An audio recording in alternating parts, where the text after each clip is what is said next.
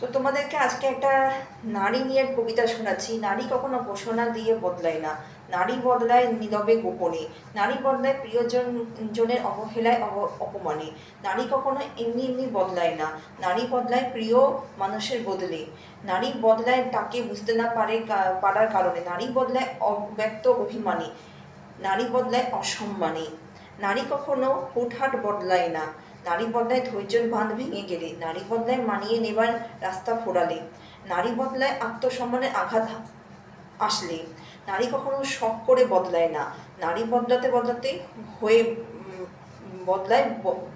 হয়ে বলে।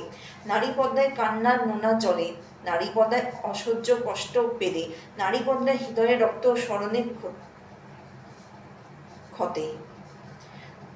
তো কেমন লাগলো আমার ছড়াটা? একটু ভুলভাল হয়ে গেছে, মানিয়ে নিও, কিন্তু বলো কমেন্ট।